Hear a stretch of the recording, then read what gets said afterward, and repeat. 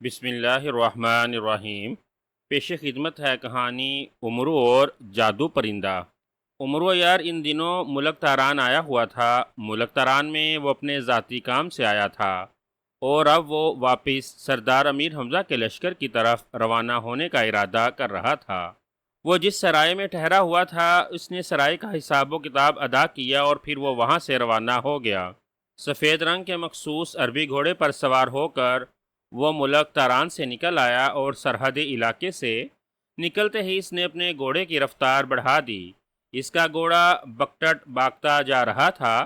گھوڑا مسلسل اور کئی پہر دوڑتا رہا اور پھر وہ ایک سرسبز جنگل میں داخل ہو گیا۔ اس جنگل میں درختوں کی تعداد بہت کم تھی۔ یہ جنگل ایک باغ جیسا تھا جہاں میٹھے پانی کے چشمے بھی تھے۔ خوبصورت پودے اور پھولوں کی بھی وہاں کوئی کمی نہ تھی۔ اس باغ نما جنگل کے قدرتی مناظر اس قدر دل فریب تھے کہ یہاں جو بھی آتا اس قدرتی مناظر میں کھو سا جاتا تھا۔ امرو بھی جب ملک تاران آ رہا تھا تو اس نے راستے میں اس باغ نما جنگل کو دیکھا تھا۔ اس وقت اسے چونکہ ملک تاران جانے کی جلدی تھی اسی لیے وہ وہاں رکے بغیر آگے چلا گیا تھا، لیکن اب وہ جب واپسی پر اس باغ میں داخل ہوا تو اس نے اپنے گھوڑے کی رفتار کم کر دی اور حیرت اور بے حد شوق سے اس خوبصورت باغ کو دیکھنے لگا۔ امرو یار گھوڑے پر بیٹھا ادھر ادھر کھلے ہوئے خوبصورت اور رنگ برنگے پھولوں کو دیکھتا ہوا آگے بڑھ رہا تھا کہ اچانک اسے آسمان پر تیز سائیں سائیں کی آواز سنائی دی۔ اس سے پہلے کہ وہ سر اٹھا کر دیکھتا اچانک اس کے دائیں طرف ایک ٹیڑے درخت کے عقب سے ایک خوبصورت سی لڑکی کو نکلتے دیکھا۔ اس لڑکی نے سرخ رنگ کا لباس پہن رکھا تھا۔ اس کے سر پر سنہری رنگ کا ایک خوبصورت تاج تھا جس میں سرخ ہیرے جڑے ہوئے تھے۔ لڑکی کے پہلو میں ایک ترکش لٹکا ہوا تھا اور اس کے ہاتھوں میں ایک تیر کمان تھا جس پر باقاعدہ ایک تیر چڑھا ہوا تھا۔ درخت کے عقب سے نکلتے ہی لڑکی نے کمان کھینچ کر اس کا رخ آسمان کی جانب کر دیا۔ امرو نے سر اٹھا کر دیکھا تو ایک لمحے کے لیے اس کی آنکھیں حیرت سے پھیلتی گئیں۔ آسمان پر ایک رنگ برنگے پروں والا خوبصورت پرندہ اڑ رہا تھا۔ پرندہ بے حد بڑا تھا اور اس کے پنجوں میں ایک خوبصورت نوجوان لٹکا ہوا تھا۔ نوجوان کے جسم پر بھی شہزادوں جیسا لباس تھا۔ اس کی آنکھیں بند تھیں۔ اس پرندے کے اوپر امرو عیار کو ایک خوفناک جن دکھائی دیا جس کے چہرے پر داڑھی مونچھیں تھیں اور اس کے سر کے بال بے تحاشا بڑے ہوئے تھے۔ جن خوفناک نظروں سے اس کی طرف دیکھ رہا تھا جہاں لڑکی تیر کمان لیے کھڑی تھی۔ پھر امرو نے اس جن کو ایک ہاتھ آگے بڑھاتے دیکھا جس کی انگلیوں کے ناخن نوکیلے پنجوں کی طرح بڑے ہوئے تھے۔ اسی لمحے لڑکی نے تیر چھوڑ دیا۔ اس لڑکی نے شاید تیر سے پرندے کو نشانہ بنایا تھا۔ تیر جیسے ہی پرندے کی طرف بڑھا جن نے اسے فضا میں ہی دبوچ کر توڑ دیا اور زور زور سے کہکے لگانے لگا۔ امرو نے گھوڑا روک لیا تھا اور آنکھیں پھاڑ پھاڑ کر یہ عجیب و غریب منظر دیکھنے لگا۔ تیر کو جن کے ہاتھوں میں آتے اور اسے توڑتا دیکھ کر لڑکی نے غصے سے ہونٹ بھینچ لیے۔ پرندہ نوجوان کو لیے ہوئے اڑتا ہوا دور چلا گیا اور جن بھی اس کے ساتھ ہی اسی طرح اڑتا ہوا دور چلا گیا۔ یہ دیکھ کر لڑکی کے چہرے پر بلا کا غم نظر آنے لگا۔ اس نے تیر کمان ایک طرف پھینکا اور وہیں گھٹنوں کے بل بیٹھ گئی۔ اس نے سر جھکا لیا تھا جیسے اپنا نشانہ خطا جانے کا اسے شدید رنج ہوا ہو۔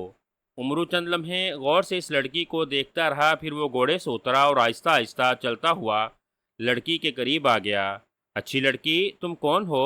امرو نے اس لڑکی سے مخاطب ہو کر کہا تو اس کی آواز سن کر لڑکی بری طرح چونک کر سر اٹھایا اور امرو کو دیکھتے ہی یکدم اٹھ کر کھڑی ہو گئی۔ اس کا انداز ایسا تھا جیسے وہ امرو کی موجودگی سے اب تک بے خبر رہی ہو۔ تم کون ہو؟ لڑکی نے امرو یار کو تیز نظروں سے گورتے ہوئے کہا۔ امرو نے اس کی آنکھوں میں سرخی اور آنسو دیکھ لیے تھے۔ وہ بے حد غمگین تھی۔ میرا نام امرو یار ہے اچھی لڑکی، خواجہ امرو یار، امرو نے بڑے تحمل برے لہجے میں کہا۔ امرو یار؟ کون امرو یار؟ میں کسی امرو یار کو نہیں جانتی، جاؤ یہاں سے، مجھے تم سے کوئی سروکار نہیں، لڑکی نے بڑے غصیلے لہجے میں کہا۔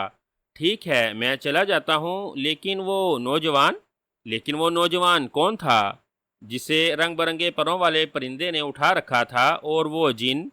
امرو نے کہا تو لڑکی ایک بار پھر چونک کر اس کی طرف دیکھنے لگی۔ کیا مطلب؟ کیا تم نے شہزادہ بخت اور شعلہ جن کو دیکھا تھا؟ لڑکی نے حیران ہوتے ہوئے کہا۔ شہزادہ بخت، شعلہ جن؟ عمرو نے حیرت سے دونوں کا نام دہراتے ہوئے کہا۔ ہاں، وہ ملک تران کا شہزادہ بخت ہی تھا جسے پرندہ اپنے پنجوں میں دبوچے لیے جا رہا تھا، اور وہ جن، اس جن کا نام شعلہ جن ہے۔ رنگ برنگا پرندہ اسی شعلہ جن کا غلام ہے جس نے شہزادہ بخت کو اٹھا رکھا تھا، لڑکی نے کہا۔ لیکن شعلہ جن شہزادہ بخت کو کہاں اور کیوں لے جا رہا تھا؟ آپ کون ہیں اور آپ نے اس پرندے پر تیر کیوں چلایا تھا؟ عمرو نے کہا۔ وہ سب، اوہ، لیکن یہ سب باتیں میں تمہیں کیوں بتا رہی ہوں؟ تم کون ہوتے ہو پوچھنے والے؟ جاؤ جاؤ، مجھے میرے حال پر چھوڑ دو، لڑکی بتاتے بتاتے ایک بار پھر غصے میں آ گئی۔ میں سردار امیر حمزہ کا مصاحب خاص عمرو عیار ہوں، اچھی لڑکی، مجھے بتائیے، ہو سکتا ہے کہ میں آپ کی کسی کام آ سکوں۔ عمرو نے کہا تو لڑکی بے اختیار چونک پڑی اور آنکھیں پھاڑ پھاڑ کر عمرو کو دیکھنے لگی۔ خواجہ عمرو عیار، اوہ اوہ، کیا تم سچ کہہ رہے ہو؟ کیا تم وہی عمرو عیار ہو جس کے بارے میں مشہور ہے کہ وہ جادوگر اور جادوگرنیوں کا بہت بڑا دشمن ہے، اور جس کے سامنے جن اور دیو بھی گھٹنے ٹیک دیتے ہیں؟ لڑکی نے آنکھیں پھاڑ پھاڑ کر عمرو عیار کو دیکھتے ہوئے کہا۔ جی ہاں، میں وہی عمرو عیار ہوں، عمرو نے مسکرا کر کہا تو لڑکی کا منہ کھلے کا کھلا رہ گیا۔ اگر تم واقعی عمرو عیار ہو تو میں تم پر اعتماد کر سکتی ہوں عمرو عیار، میں تمہیں سب کچھ بتاؤں گی۔ آؤ ادھر آ کر بیٹھ جاؤ، لڑکی نے کہا اور درخت کے تنے سے ٹیک لگا کر بیٹھ گئی۔ عمرو چند لمحے غور سے لڑکی کی طرف دیکھتا رہا، پھر وہ آگے بڑھا اور لڑکی کے سامنے بیٹھ گیا۔ کیا میں آپ کا نام جان سکتا ہوں؟ عمرو نے پوچھا۔ میرا نام مہربانو ہے اور میں ملک تاستان کی شہزادی ہوں، لڑکی نے کہا تو عمرو عیار نے اس بات میں سر ہلا دیا جیسے وہ پہلے ہی جانتا ہو کہ یہ لڑکی کسی ملک کی شہزادی ہی ہو سکتی ہے۔ اس کا لباس اور اس کے سر پر موجود تاج شہزادیوں جیسے ہی تھے۔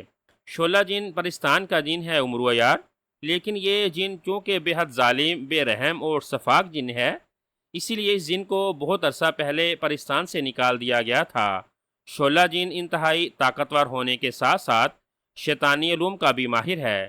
اس نے پرستان سے نکل کر پرستان سے دور ایک کالے جنگل میں اپنا بسیرا کر لیا ہے، جہاں وہ دن رات اپنی طاقتوں میں اضافہ کرنے کے لیے جنگل کے جانوروں کو مار کر ان کا خون پیتا رہتا ہے۔ یہ جن چونکہ بے عزت کر کے نکالا گیا تھا، اسی لیے شعلہ جن کو بے حد غصہ ہے۔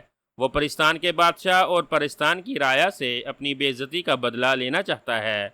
وہ چاہتا ہے کہ کسی طرح اس کے پاس اتنی طاقتیں آ جائیں کہ وہ نہ صرف پرستان کے بادشاہ کو ہلاک کر دے بلکہ سارے پرستان کو بھی جلا کر راکھ کر دے۔ شعلہ جن کے پاس ایک جادوئی پرندہ ہے۔ یہ وہی پرندہ ہے جسے تم نے شہزادہ بخت کو لے جاتے دیکھا تھا۔ وہ پرندہ اصل میں ایک بہت بڑی شیطانی طاقت ہے جو شعلہ جن کو مشورے دیتی ہے اور اسے بہکاتی رہتی ہے۔ اس پرندے نے ہی شعلہ جن کو مشورہ دیا تھا کہ وہ 1 سال تک کالے جنگل میں رہے اور وہاں موجود جتنے بھی جانور ہیں ان سب کو ہلاک کر کے ان کا خون پی جائے۔ پھر 1 سال کے بعد وہ ملک تاران کے شہزادہ بخت کو لا کر اس کا دل نکال کر کھائے گا تو اس کا قد 1000 گنا بڑھ جائے گا اور اس کے جسم میں اتنی طاقت آ جائے گی کہ وہ ایک وقت میں ہزاروں جنوں کو بھی ہلاک کر سکتا ہے۔ عمرو عیار، شعلہ جن 1 سال کی مدت پوری کر کے کالے جنگل کے تمام جانوروں کو ہلاک کر کے ان کا خون پی چکا تھا اور ان جانوروں کا گوشت اس پرندے نے کھا لیا تھا۔ چونکہ 1 سال کی مدت پوری ہو گئی تھی اور کالے جنگل میں اب کوئی جانور زندہ نہیں بچا تھا، اسی لیے جادو پرندے نے شعلہ جن کو کہا کہ اب وہ وقت آ گیا ہے جب اسے ایک طاقتور جن بن کر پرستان پر حملہ کرنا ہے۔ اسی لیے اسے فوراً ملک تاران جا کر وہاں سے شہزادہ بخت کو لے کر آنا چاہیے۔ چنانچہ شعلہ جن اس پرندے کے ساتھ ملک تاران کے محل میں پہنچ گیا۔ شہزادہ بخت پائیں باغ میں سنگ مرمر کی ایک مسند پر بیٹھا ہوا تھا۔ جادو پرندے نے منہ سے ایک چھوٹا سا موتی نکال کر شہزادے پر پھینکا اور شہزادہ بخت اس موتی کے لگتے ہی بے ہوش ہو گیا، اور پھر اس پرندے نے شہزادہ بخت کے بازو پکڑے اور اسے لے کر فضا میں بلند ہو گیا۔ شہزادی مہربانو نے عمرو عیار کو ساری تفصیل بتاتے ہوئے کہا، اوہ، بڑی عجیب و غریب داستان ہے آپ کی، لیکن شہزادی حضور، آپ کو یہ سب باتیں کیسے معلوم ہوئیں؟ اور آپ نے تیر سے اس پرندے کو نشانہ کیوں بنایا تھا؟ ساری داستان سن کر امرو نے شہزادی مہربانو سے پوچھا، امرو یار، مجھے ان ساری باتوں کا آج ہی علم ہوا ہے۔ یہاں سے ملک تاستان زیادہ دور نہیں ہے۔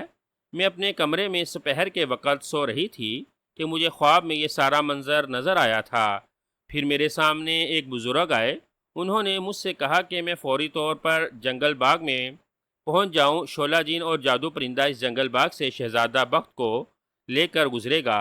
اگر مجھے شہزادہ بخت کی جان عزیز ہے تو میں اس باغ میں جا کر جادو پرندے کو نشانہ بنانے کی کوشش کروں۔ جادو پرندے کے ہلاک ہوتے ہی شہزادہ بخت اس کے پنجوں سے نکل آئے گا، اور اس پرندے کے ہلاک ہوتے ہی شعلہ جن بھی ہلاک ہو جائے گا، کیونکہ اس جن کی جان اس جادو پرندے میں ہے۔ میری آنکھ کھل گئی۔ شہزادہ بخت میرا منگیتر ہے۔ اپنے منگیتر کو اس حال میں دیکھ کر میں پریشان ہو گئی تھی، اور پھر اس بزرگ کی بات بھی مجھے یاد تھی۔ میں نے فوراً اپنا کمان اور تیروں سے بھرا ہوا ترکش لیا اور کسی کو بتائے بغیر محل سے نکل آئی، اور اپنے مخصوص گھوڑے پر سوار ہو کر برق رفتاری سے یہاں پہنچ گئی۔ تیز رفتاری سے گھوڑا دوڑاتے ہوئے میں نے ترکش کی طرف دھیان نہیں دیا تھا۔ جب میں اس جنگل باغ میں پہنچی تو میں یہ سب کچھ دیکھ کر حیران ہو گئی کہ ترکش میں صرف ایک تیر تھا، باقی تیر شاید راستے میں گر گئے تھے۔ بہرحال میں شعلہ جن اور اس کے جادو پرندے کا انتظار کرنے لگی، اور پھر جب میں نے انہیں آتا دیکھا تو میں نے کمان پر تیر چڑھا لیا، مگر افسوس ہوا، میرا چلایا ہوا تیر شعلہ جن نے فضا میں ہی دبوچ لیا اور اسے توڑ کر پھینک دیا۔ اگر میرے پاس اور تیر ہوتے تو میں یقیناً جادو پرندے کو ہلاک کر دیتی، مگر افسوس ایسا نہ ہو سکا، اور شعلہ جن اور اس کا جادو پرندہ شہزادہ بخت کو لے کر نکل گئے۔ اب وہ یقیناً کالے جنگل میں جا کر شہزادہ بخت کو ہلاک کر دے گا اور اس کا دل نکال کر کھا جائے گا۔ اب شاید میں شہزادہ بخت کو کبھی نہ دیکھ سکوں۔ افسوس، صد افسوس، میں شہزادہ بخت کی کوئی مدد نہ کر سکی۔ شہزادی مہربانو کہتی چلی گئی۔ یہ کہتے ہوئے اس کی آنکھوں سے بے اختیار آنسو بہہ نکلے۔ آپ تسلی رکھیے شہزادی صاحبہ، شعلہ جن شہزادہ بخت کو فوراً ہلاک نہیں کرے گا۔ میں جنات کے بارے میں بہت کچھ جانتا ہوں۔ ایسے شیطان صفت جن جب کسی مقصد کے لیے کسی انسان کو ہلاک کرنے کی کوشش کرتے ہیں تو انہیں کم از کم 4 پہروں تک کسی درخت کے ساتھ الٹا لٹکنا پڑتا ہے۔ درخت کے ساتھ الٹا لٹک کر اس جن کو ایک خاص منتر پڑھنا ہوتا ہے۔ پھر اس جن کے سامنے اس کا ہم شکل بونا آتا ہے۔ اگر وہ بونا اس انسان کو ہلاک کرنے کی اجازت دے دے تب وہ جن کسی انسان کو ہلاک کر سکتا ہے جس کا خاص طور پر اسے دل نکال کر کھانا ہوتا ہے۔ امرو نے شہزادی مہربانوں کو اپنے مشاہدے سے آگاہ کرتے ہوئے کہا، او، اس کا مطلب ہے کہ شہزادہ بخت ابھی زندہ ہے؟ شہزادی مہربانوں نے چونک کر اور خوش ہوتے ہوئے کہا، جی ہاں، شعلہ جن اسے کل شام سے پہلے ہلاک نہیں کرے گا۔ امرو نے پر اعتماد لہجے میں کہا، او، لیکن میں اس کا کیا فائدہ اٹھا سکتی ہوں؟ شعلہ جن نہ جانے شہزادہ بخت کو کہاں لے گیا ہے۔ اس کا کالا جنگل یہاں سے کتنی دور ہے، اور وہاں تک پہنچتے پہنچتے مجھے کتنا وقت لگ جائے گا؟ تب تک شاید تو شعلہ جن شہزادہ بخت کو ہلاک بھی کر چکا ہوگا۔ شہزادی مہربانوں نے بجھے ہوئے اور مایوس لہجے میں کہا، اگر آپ کہیں تو میں شہزادہ بخت کو اس ظالم جن سے بچا کر لے آؤں۔ امرو نے لالچ بھری نظروں سے شہزادی مہربانوں کے سر پر موجود تاج اور اس کے گلے میں موجودہ زیورات کو دیکھتے ہوئے کہا، وہ کیا ایسا ممکن ہے؟ کیا تم ایسا کر سکتے ہو؟ شہزادی مہربانوں نے چونک کر کہا، جی ہاں شہزادی صاحبہ، میں سب کچھ کر سکتا ہوں۔ ایک شعلہ جن تو کیا، اگر 10 جن بھی ہوں اور شہزادہ بخت ان کی قید میں ہو تب بھی میں ان کی قید سے شہزادہ بخت کو بحفاظت نکال کر لا سکتا ہوں۔ امرو نے کہا، او، تو پھر دیر کیوں کر رہے ہو امرو یار؟ جاؤ، جلدی جاؤ اور شہزادہ بخت کو اس ظالم جن کے چنگل سے نکال کر لے آؤ۔ اگر شہزادہ بخت کو کچھ ہو گیا تو میں بھی زندہ نہیں رہوں گی۔ میں شہزادہ بخت کو بے حد پسند کرتی ہوں۔ جاؤ امرو یار، جاؤ، خدا کے لیے اس جن سے میرے شہزادے کی جان بچا لو۔ میں تمہارا یہ احسان زندگی بھر نہیں بھولوں گی۔ شہزادی مہربانوں نے امرو سے التجا کرتے ہوئے کہا، ٹھیک ہے شہزادی صاحبہ، لیکن امرو نے کہتے کہتے جان بوجھ کر فکرہ ادھورا چھوڑ دیا۔ لیکن کیا امرو یار؟ شہزادی مہربانوں نے بے تابی سے پوچھا۔ شہزادی صاحبہ، میں ایک ایسا علم جانتا ہوں جس پر عمل کر کے میں 10 لمحوں میں کہیں سے کہیں تک پہنچ سکتا ہوں۔ میرا صرف کالے جنگل تک پہنچنا مشکل ہے۔ ایک بار اگر میں کالے جنگل تک پہنچ گیا تو میں ہر حال میں شعلہ جن کو ہلاک کر کے اس کی قید سے شہزادہ حضور کو بچا لاؤں گا۔ مگر مسئلہ یہ ہے کہ میں جس علم کی بات کر رہا ہوں وہ علم بہت بڑے خزانے، میرا مطلب ہے سونے چاندی کے ڈھیر پر کیا جا سکتا ہے۔ سونے چاندی کے ڈھیر کے غائب ہوتے ہی میں بھی غائب ہو جاؤں گا اور فوراً اس کالے جنگل میں پہنچ جاؤں گا جہاں شہزادہ بخت اور شعلہ جن موجود ہیں۔ اب مسئلہ یہ ہے کہ میں ایک غریب اور مسکین سا انسان ہوں، میں سونے چاندی کے زیورات کہاں سے لاؤں؟ شہزادہ بخت کی جان بچانے کے لیے میرا یہ عمل کرنا بہت ضروری ہے، ورنہ واقعی میں ساری عمر بھی لگا رہوں تو کالے جنگل تک نہیں پہنچ سکتا۔ عمرو نے بڑے مسکین سے لہجے میں کہا، سونے چاندی کے زیورات؟ اوہ، کیا میرے ان زیورات سے کام چل سکتا ہے؟ شہزادی مہربانو نے کہا، نہیں شہزادی صاحبہ، یہ بے حد کم ہے، کم از کم اتنی ہی مالیت کے 10 گنا زیورات اور ہونے چاہیے۔ عمرو نے کہا، اوہ ٹھیک ہے، تم میرے ساتھ میرے محل میں چلو، وہاں میرے پاس ایسے بے شمار زیورات ہیں، وہ میں سب تمہیں دے دیتی ہوں۔ تم جلد سے جلد اپنا خاص عمل کرو اور جیسے بھی ہو شہزادہ بخت کو اس جن سے آزاد کرا لاؤ۔ میں تم سے وعدہ کرتی ہوں تم اگر میرے شہزادے کو واپس لے آئے تو میں ابا حضور سے کہہ کر تمہیں بے پناہ انعام دلواؤں گی۔ شہزادی مہربانو نے کہا تو عمرو یار کی آنکھیں فرط مسرت سے چمکنے لگیں۔ ویسے تو مجھے آپ سے زیورات نہیں لینے چاہیے، لیکن یہ چونکہ شہزادہ بخت کی زندگی کا معاملہ ہے اسی لیے مجھے مجبوراً آپ سے زیورات لینے ہوں گے۔ چلیے آپ کے محل میں چلتے ہیں، عمرو نے عیاری سے کہا اور وہ دونوں اٹھ کر کھڑے ہو گئے۔ دونوں اپنے اپنے گھوڑوں پر سوار ہوئے اور ملک تاستان پہنچ گئے۔ شہزادی مہربانو عمرو عیار کو اپنے شاہی کمرے میں لے آئی اور اس نے ایک خفیہ خانے سے اپنے تمام زیورات نکال کر عمرو کو دے دیے۔ بس شہزادی صاحبہ، یہ زیورات کافی ہیں، انہیں لے کر میں جنگل باغ میں جا رہا ہوں، وہاں جا کر میں ان زیورات پر عمل کروں گا اور فوراً کالے جنگل میں پہنچ جاؤں گا، اور میں آپ کو یقین دلاتا ہوں کہ کل شام تک شہزادہ بخت اپنے محل میں پہنچ جائے گا۔ عمرو نے خوش ہوتے ہوئے کہا، تمہاری زبان مبارک ہو عمرو یار، کیا میں تمہارے ساتھ چلوں؟ شہزادی مہربانو نے خوش ہو کر کہا، نہیں شہزادی حضور، وہ خاص عمل مجھے اکیلے کو ہی کرنا ہوگا، آپ بس یہاں رک کر میرے لیے اور شہزادہ بخت کے لیے دعائیں کریں۔ عمرو نے کہا اور شہزادی مہربانو نے اس بات میں سر ہلا دیا۔ عمرو نے اس سے اجازت لی اور سارے زیورات زنبیل میں ڈال کر محل سے باہر آ گیا اور پھر گھوڑے پر سوار ہو کر وہ دوبارہ جنگل باغ میں پہنچ گیا۔ اس نے گھوڑے کو وہیں چھوڑا اور زنبیل سے اپنا ہم شکل محافظ بونا نکال لیا۔ محافظ بونے، اب تم اس شعلہ جن کے بارے میں کیا کہتے ہو؟ عمرو نے محافظ بونے سے مخاطب ہو کر کہا، آقا آپ کی یہ بات درست ہے، شعلہ جن اپنا خاص عمل کرنے کے لیے کالے جنگل کے ایک درخت پر الٹا لٹکا ہوا ہے اور اس نے اسی درخت کے تنے سے شہزادہ بخت کو بھی باندھ رکھا ہے۔ آپ کو سب سے پہلے کالے جنگل میں پہنچنا ہے۔ کالے جنگل کے گرد ہر طرف خوفناک آگ بڑھ رہی ہے، آپ کو اس آگ کی دیوار سے گزر کر کالے جنگل میں داخل ہونا ہے۔ پھر آپ جیسے ہی کالے جنگل میں داخل ہوں گے اچانک وہاں ہزاروں کی تعداد میں سیاہ ناگ آ جائیں گے۔ ان ناگوں کو آپ کو ایک ساتھ اور ایک لمحے میں جلا کر راکھ بنانا ہوگا اور پھر آپ کو جنگل میں تیز روشنی پیدا کرنی ہوگی۔ جیسے ہی جنگل میں تیز روشنی ہوگی آپ کے سامنے جادو پرندہ آ جائے گا۔ اس سے پہلے کہ جادو پرندہ آپ پر حملہ کرے آپ کو جادو پرندے پر ایک تیر چلانا ہوگا۔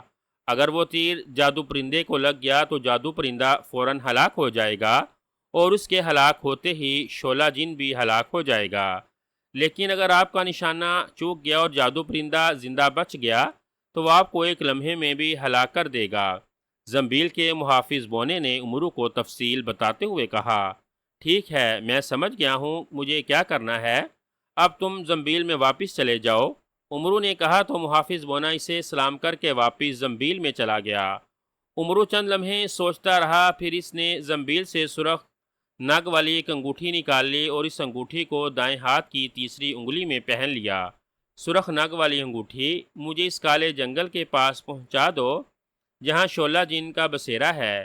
عمرو نے آنکھیں بند کرتے ہوئے کہا، اسی لمحے اسے ایک زوردار جھٹکا لگا، ایک لمحے کے لیے اس کے پیروں کے نیچے سے زمین غائب ہو گئی اور وہ لڑکھڑا گیا، لیکن اس سے پہلے کہ وہ گر پڑتا اس کے قدموں کے نیچے دوبارہ ٹھوس زمین آ گئی۔ پیروں کے نیچے زمین محسوس کرتے ہی اس نے آنکھیں کھول دیں۔ آنکھیں کھولتے ہی اسے اپنے سامنے آگ کی ایک بہت بڑی دیوار دکھائی دی جس کے شعلے آسمان تک بلند ہو رہے تھے۔ عمرو اس آگ کی دیوار کو دیکھ کر مسکرا دیا۔ اس نے زنبیل سے چاندی کی ایک گولی نکال کر منہ میں رکھ لی۔ اس گولی سے وہ اس آگ سے بچ سکتا تھا، اور پھر اس نے زنبیل سے ایک مشعل نکال لی اور آگ کی طرف قدم بڑھا دیے۔ آگ میں داخل ہو کر وہ اطمینان بھرے انداز میں آگے بڑھنے لگا۔ چاندی کی گولی کی وجہ سے واقعی آگ سے اسے کوئی نقصان نہیں ہو رہا تھا۔ چند ہی لمحوں میں وہ آگ کی دوسری طرف آ گیا۔ جیسے ہی وہ آگ سے باہر آیا، اس کے عقب میں آگ خود بخود بجھ گئی۔ آگ بجھتے ہی وہاں یک لخت گپ اندھیرا پھیل گیا۔ عمرو نے فوراً مشعل پر پھونک ماری تو اس کے ہاتھ میں موجود مشعل یک لخت جل اٹھی۔ مشعل کی ہلکی ہلکی روشنی عمرو کے گرد پھیل گئی۔ اسی لمحے اچانک عمرو کو تیز پھنکاروں کی آواز سنائی دی۔ عمرو نے سامنے سے سیاہ رنگ کے بے شمار ناگوں کو آتے دیکھا جو پھن پھلائے جیسے اڑتے ہوئے اس کی طرف آ رہے تھے۔ ان ناگوں کو دیکھ کر عمرو نے مشعل والا ہاتھ اونچا کیا اور مشعل کو زور سے آگے جھٹک دیا۔ مشعل سے یک لخت چنگاریاں سی نکلیں اور اڑتی ہوئیں ان سیاہ ناگوں پر جا گریں جو تیزی سے اس کی طرف آ رہے تھے۔ مشعل سے چنگاریاں سینکڑوں کی تعداد میں نکل کر پھیل گئی تھیں، اور پھر جیسے ہی وہ چنگاریاں ان سیاہ ناگوں پر پڑیں، ناگ یک لخت جل کر راکھ بن گئے۔ عمرو نے کراماتی مشعل سے چند ہی لمحوں میں وہاں موجود سینکڑوں سیاہ ناگوں کو ایک لمحے میں جلا کر بھسم کر دیا تھا۔ ناگوں کے جلتے ہی اس کے ہاتھ میں موجود مشعل بجھ گئی اور وہاں ایک بار پھر گپ اندھیرا چھا گیا۔ پھر اچانک عمرو عیار کو ہر طرف سے تیز اور خوفناک چیخیں سنائی دیں۔ یوں لگ رہا تھا جیسے اندھیرے میں بے شمار بدروحیں چیخ رہی ہوں۔ عمرو نے مشعل زنبیل میں رکھی اور زنبیل سے فوراً شب چراغ ہیرا نکال لیا۔ جیسے ہی اس نے زنبیل سے شب چراغ ہیرا نکالا، اچانک وہاں جیسے سورج نکل آیا ہو، ہر طرف یک لخت تیز روشنی پھیل گئی۔ اس روشنی کے پھیلتے ہی بدروحوں کے چیخنے چلانے کی آوازیں ختم ہو گئیں۔ عمرو نے روشنی میں دیکھا وہ ایک گھنے جنگل میں موجود تھا، جہاں درختوں اور ان کے پتوں سمیت زمین تک سیاہ رنگ میں ڈوبی ہوئی تھی۔ ابھی عمرو اس جنگل کو دیکھ ہی رہا تھا کہ اچانک اس کے سامنے ایک بڑے اور اونچے درخت پر پڑی۔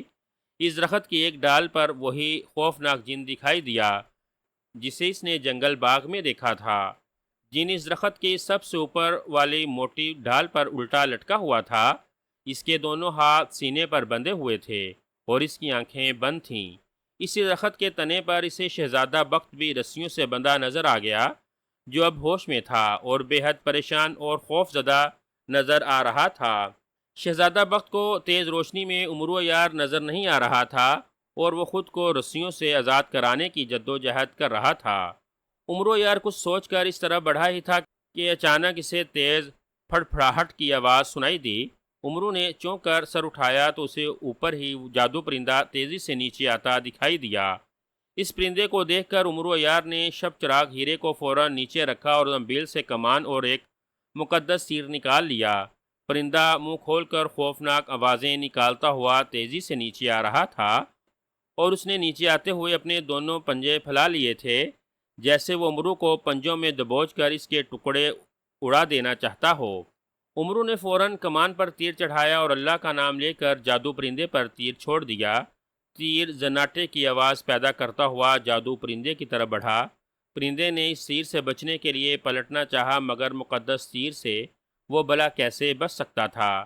مقدس تیر جادو پرندے کی گردن میں جا گھسا۔ پرندہ پھڑپھڑاتا ہوا ایک زوردار دھماکے سے نیچے آ گرا۔ نیچے گرتے ہی اس کے جسم میں آگ لگ گئی، اور جیسے ہی اس پرندے کو آگ لگی، درخت پر الٹے لٹکے شعلہ جن کے جسم میں بھی یک لخت آگ بھڑک اٹھی اور اس نے چونک کر آنکھیں کھول دیں۔ دوسرے لمحے وہ درخت سے گرا اور بری طرح سے تڑپنے لگا۔ آگ نے چند لمحوں میں ہی جادو پرندے اور شعلہ جن کو جلا کر بھسم کر دیا۔ شعلہ جن کے ہلاک ہوتے ہی شہزادہ بخت کی رسیاں غائب ہو گئیں اور وہ بھاگتا ہوا عمرو عیار کے پاس آ گیا۔ عمرو نے جب اسے تفصیل بتائی تو وہ عمرو عیار سے بے حد خوش ہوا اور اس نے عمرو عیار کا شکریہ ادا کیا۔ عمرو نے اس کا ہاتھ پکڑا اور سرخ نگ والی انگوٹھی سے غائب ہو کر جنگل باغ میں آ گیا۔ پھر اس نے شہزادہ بخت کو اس کے محل میں پہنچایا۔ اسے زندہ سلامت دیکھ کر بادشاہ اور ملکہ بے حد خوش ہوئے اور انہوں نے امرو کو بے پناہ انعام دیا۔ شہزادہ بخت نے بھی امرو کو جان بچانے کے صلے میں بے شمار اشرفیوں کی تھیلیاں دیں۔ امرو بے حد خوش تھا، مگر وہ بھلا اس انعام پر اکتفا کیسے کر سکتا تھا؟ اسے تو ابھی شہزادی مہربانوں سے بھی انعام لینا تھا۔ اسی لیے وہ شہزادہ بخت کو لے کر ملک تاستان کی طرف روانہ ہو گیا تاکہ شہزادی مہربانوں اسے زندہ سلامت دیکھ کر حسب وعدہ اسے انعام دے۔